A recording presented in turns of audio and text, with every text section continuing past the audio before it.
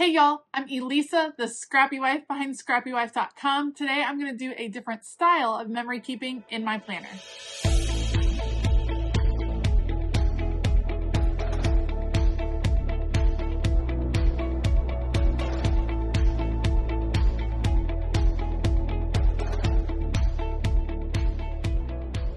Today, I am going to do some memory planning in my planner. If you didn't catch it, I am changing up how I do my memory keeping in 2024. Previously, I used a big vertical happy planner, did memory planning in that, loved it, but it was feeling a little overwhelming. And so I changed my mind. I have a separate system that I'm doing some everyday pictures, some special memories, something like that. And then in my catch-all planner, I'm wanting to do a highlights page. So that's what I'm thinking. Let me show you what I'm talking about. Here is the end of my month of January.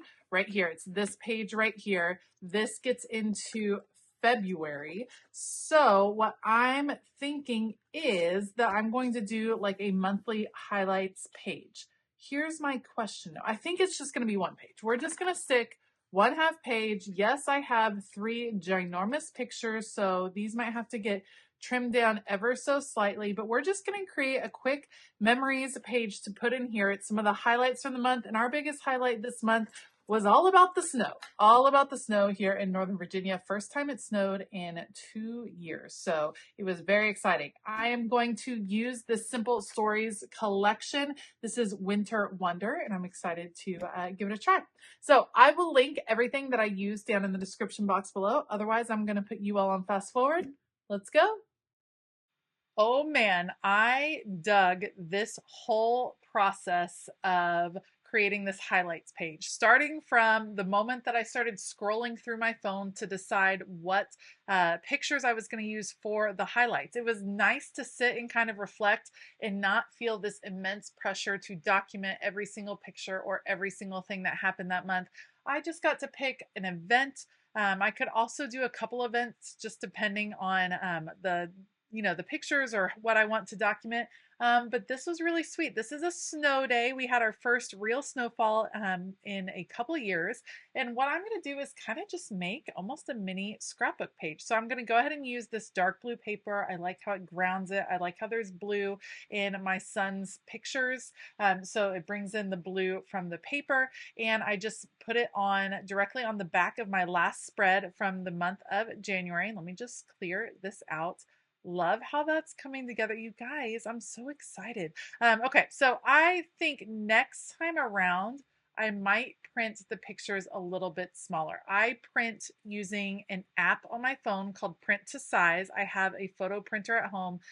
Print to Size allows me to put several pictures on one page. I printed these in 3x4 size. You can see I'm trimming them down just a little bit. I don't think I want to go all the way down to a 2x3 size, which is what I would do for my old memory planning, but maybe somewhere in between, just a little bit smaller, I think, but it'll be fun to kind of experiment and see what works. So I have pictures of each of my kiddos, which I think is a fabulous thing to document.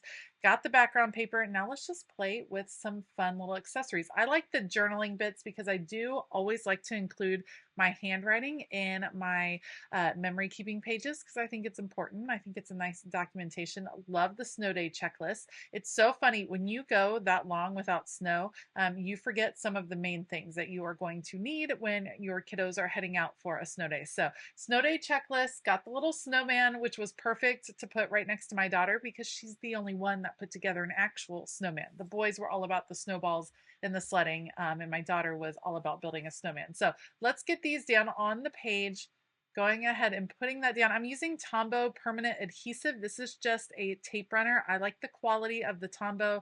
Not the biggest fan of the price. It's a little bit more expensive, but I tend to buy them using coupons at Michael's. So that's my little tip and trick for Tombow. I just wait until I get a coupon, usually 20 to 30% off because they're rarely on sale. And then I will go use that. Or oftentimes at Michael's, they are doing this rewards program now where you get vouchers, and I will wait until I've earned a voucher and then I'll go kind of stock up on some tape. This card was one of the cut apart cards that came in this Simple Stories kit. I loved Simple Stories. I think they might be one of my favorite companies to use in my documenting, but I wanted to cut out the words snow days are the best days without having to use that whole card.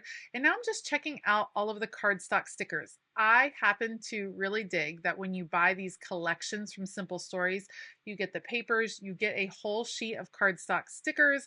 Oftentimes you get some ephemera or some journaling spots. This one came with some chipboard, not my favorite, but that's okay. I will save it and use it for other purposes. But I like that you get those, everything kind of all together. So you don't have to worry about what's going to match, things like that. It makes it really simple to pull a page together. And playing with stickers is something I'm very much used to in my planner. So using the stickers are a lot of fun just to add a little extra details on the page. All right, we're going to kind of cascade these words down a little wonky, a little messy, because that's what snow days are.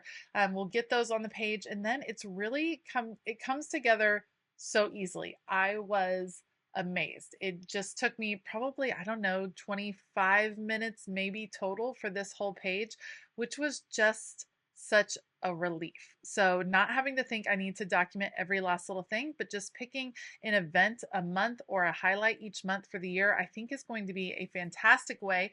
If I feel so moved, I can always create additional pages. And I'm also doing some memory keeping in my 49 and Market memory journal. So you'll have to wait and check out some of those videos as well. When you have such a small page, I do like to look for opportunities to put little details. So adding an extra little sticker tab that brings the color of my daughter's pants into the page that matches the tree. Adding some stickers on the corners of some of these photos just so that it looks a little bit less harsh, a little softer towards the side. I like doing things like that. So just looking for little opportunities. There are certainly ways to kind of maximize the space, whether you're going to add pockets or tip ends where you flip up a picture and then you can do the writing on the other side. There's lots of little ways, and we will explore those through the year as I create these monthly highlight pages, but I'm super pleased with how this one came out. Now just add a little journaling, first real snow day in 2 years, time to break out the sleds with friends.